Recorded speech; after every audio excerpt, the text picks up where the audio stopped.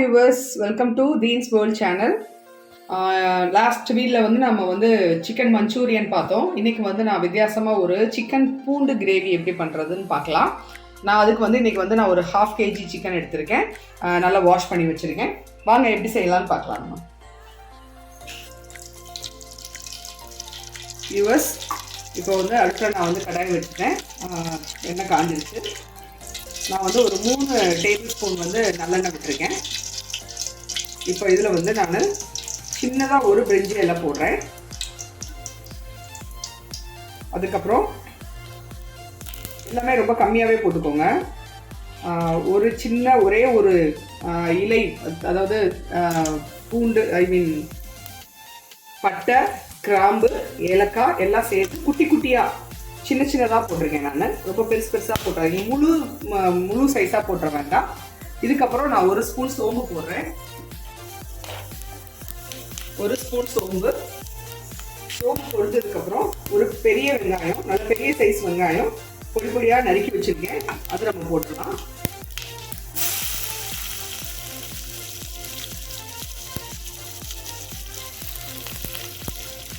வெங்காயத்தை லைட்டாக ஒரே ஒரு பரட்டு மட்டும் பரட்டிடுங்க போதும்.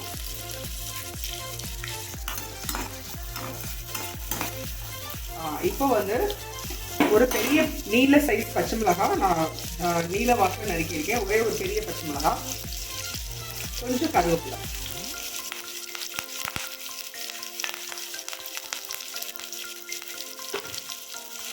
இது ஒரு 2 மினிட்ஸ் நல்லா வதக்கிடுங்க.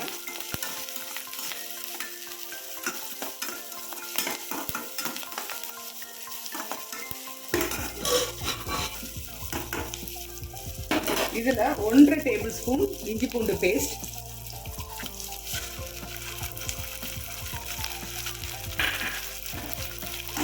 பச்சை வாசனை போகிற அளவுக்கு வதக்கினா போதும்.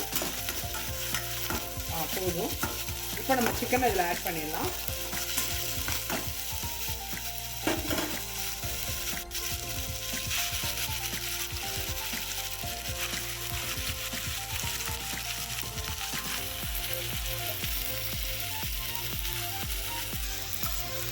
சிக்கனை ஆட் பண்ணிவிட்டு நல்லா வதக்கிடுங்க.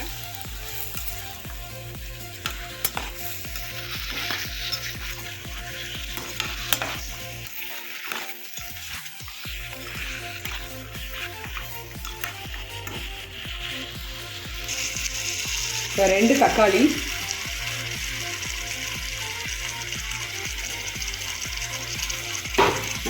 இது கூட சேர்த்து நல்லா வதக்கிடலாம்.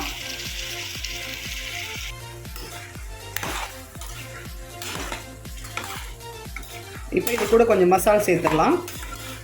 தனி மிளகாத்தூள் நீங்கள் வச்சுருந்தீங்க அப்படின்னா தனி மிளகாத்தூள் 2 ஸ்பூன், குழம்பு மிளகாய் மல்லித்தூள் 4 ஸ்பூன் சேருங்க.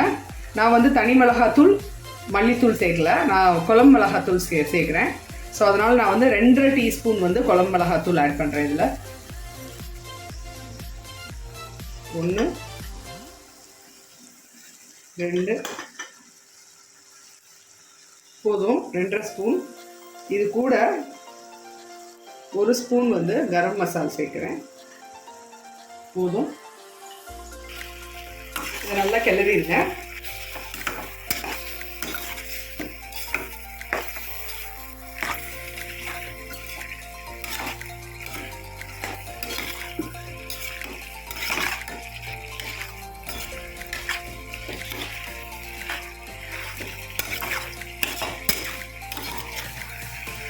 உப்பு ஆட் பண்ணிடலாம். தேவையான அளவு உப்பு ஆட் பண்ணிவிட்டு 1/2 டம்ளர் தண்ணி ஊற்றி வேக விடுங்க. 1/2 டம்ளர் தண்ணி போதும், ரொம்ப வேண்டாம், ரொம்ப தண்ணி ஊற்றிட வேண்டாம்.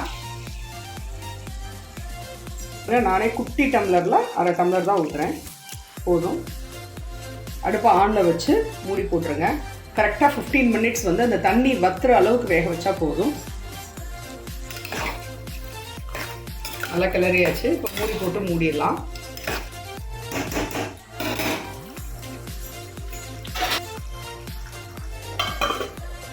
ஓகே, இப்போ கரெக்டாக 10 மினிட்ஸ் கழிச்சு திறந்து பார்க்கலாம்.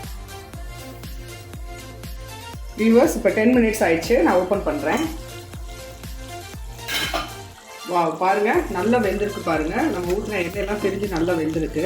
நான் இன்பிட்வீனில் கரண்டிலாம் எதுவுமே போடலை, அப்படியே கிளறிடுங்க, அவ்வளோதான். நல்ல ஒரு கிரேவி பதத்துக்கு இருக்குது பார்த்தீங்களா.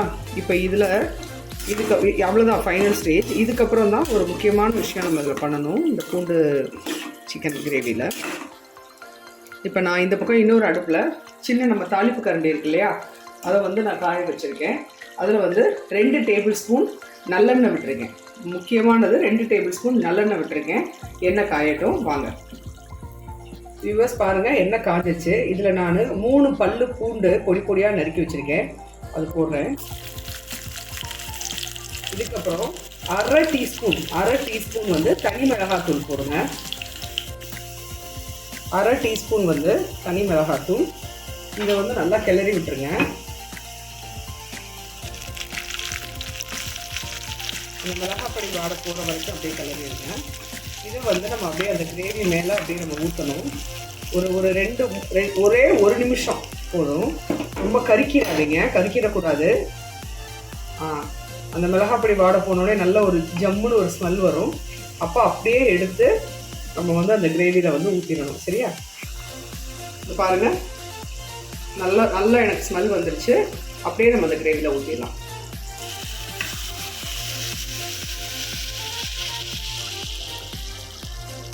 அவ்வளோதான். வா, சூப்பராக இருக்குது. நல்ல ஸ்மெல்லு செம்மையாக இருக்கும். இது நம்ம வந்து சாம்பார் சாதத்துக்கு வந்து பெஸ்ட்டு டிஷ். இது சாம்பார் சாதத்துக்கு ரொம்ப நல்லாயிருக்கும். நெய் சாதத்துக்கு ரொம்ப நல்லாயிருக்கும். நம்ம கீ ரைஸ் பண்ணுவோம் இல்லையா, நெய் சோறுன்னு சொல்லுவாங்க இல்லையா, அதுக்கு ரொம்ப நல்லாயிருக்கும்.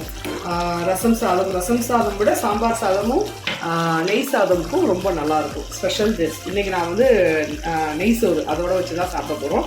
அவ்வளோதான். இது ஒரு 2 நிமிஷத்தில் நல்லா கிளறி விட்டுட்டு கொத்தமல்லி தழை தூவி இறக்கிடலாம்.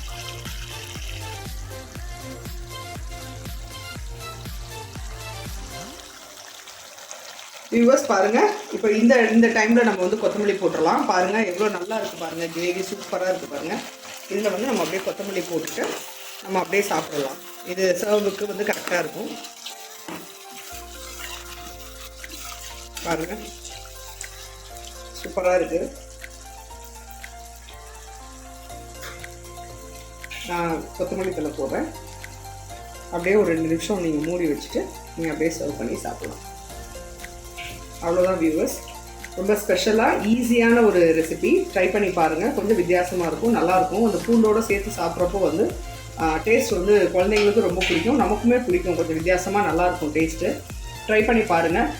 இதில் வந்து வெள்ளை எள்ளு இருந்தால் அதுவுமே பொரிச்சு போடலாம், அதுவுமே கொஞ்சம் நல்லா டேஸ்ட்டாக இருக்கும். என்கிட்ட இன்றைக்கி வெள்ளை எள்ளு இல்லை, இருந்துதான் நான் அதை போட்டு காமிச்சிருப்பேன்.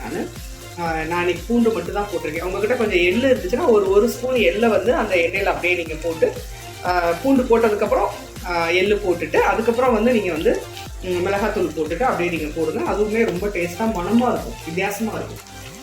ட்ரை பண்ணி பாருங்கள் வியூவர்ஸ்.